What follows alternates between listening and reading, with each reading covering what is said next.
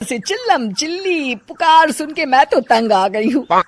अरे वो भी क्या दिन थे जब मैं गांव में रहा करती थी। पहले बड़ी सुखी थी मैं। पहले मेरी जिंदगी क्या थी और अब क्या हो गई है। शहर में तो लोग भेड़ बकरी की तरह जीते हैं। जीने का असली मजा तो गांव में है। क्यों, क्या हुआ माँ जी? आज गांव की बहुत याद आ रही है आपको? अरे हाँ बहू, शहर का जीना भी कोई जीना है। लोगों की आधी जिंदगी तो सड़कों के ट्रैफिक में निकल जाती है और यहाँ रखा ही क्या है। एक बात कहूँ, दिल्ली शहर अब पहले जैसा नहीं रहा। क्या माँ, जब देखो गांव के गुणगान गाती रहती हो। ठीक है, इस बार ना बच्चों के कॉलेज की छुट्टियों में हम सब गांव चलेंगे, ठीक है? हाँ, ये ठीक है। फिर कुछ दिनों के बाद सारा परिवार अपने गांव चला जाता है। अरे वाह, कितनी ताजी और साफ हवा है, कितनी शांति है यहाँ। चल बहू, अब बढ़िया सा खाना बना दे, मजे से आंगन में बैठ के खाएंगे। सुशीला गांव का माहौल देख बड़ी खुश होती है। 2 दिन के बाद गांव की कुछ औरतें सुशीला के घर आती हैं। बड़े दिनों के बाद गांव आई है सुशीला। हमें तो लगा कि तू शहर जाके गांव को भूल गई। और बतिया, तेरी बहू कैसी है? जरा मिलवा तो उससे। अरे मेरी बहू तो लाखों में एक है। बड़ी किस्मत वाली हूँ मैं जो मुझे जानकी जैसी बहू मिली है। हमेशा मेरी सेवा में लगी रहती है और आज तक कभी पलटकर जवाब नहीं दिया उसने। सुशीला की बातें सुनकर सभी औरतें हंसने लगती है।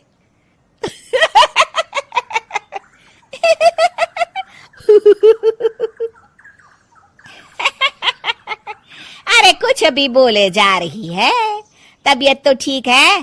तेरी बहू चांद से आई है क्या? क्यों बहनों, दुनिया की कोई भी बहू अच्छी होती है क्या? सब औरतें ममता की हाँ में हाँ मिलाती हैं। अरे मैं तो कहती हूँ दुनिया की हर बहू सास का खून चूसने वाली डायन होती है, डायन। मैं तो एक बिल में 1000 सांप के साथ रह सकती हूँ, लेकिन अपनी बहू के साथ नहीं रह सकती। हाँ, तूने सही कहा। मेरी बहू तो तेरी बहू से भी 2 कदम आगे है।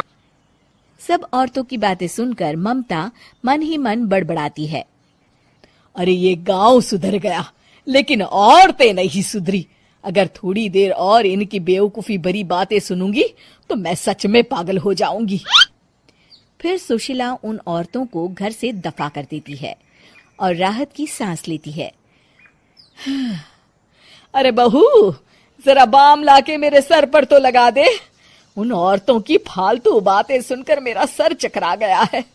इस गांव की औरतों का तो भगवान ही मालिक है। फिर अगले दिन सुशीला की सास उससे कहती है, अरे बहू, तू यहाँ क्या आराम फरमाने आई है? आखिर ये तेरा ससुराल है।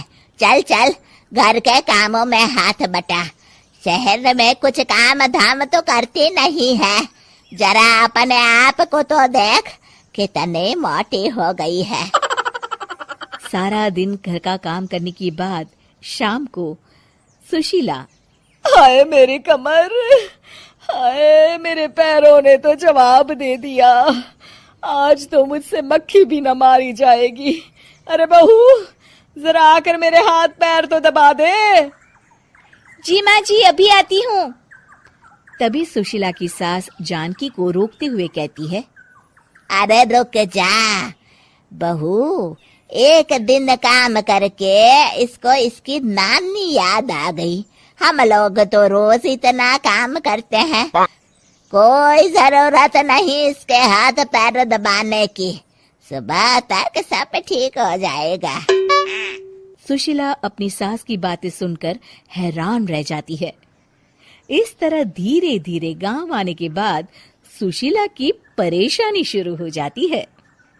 फिर एक दिन, अरे आज तो मैं कपिल शर्मा देखूंगी क्योंकि आज संडे है।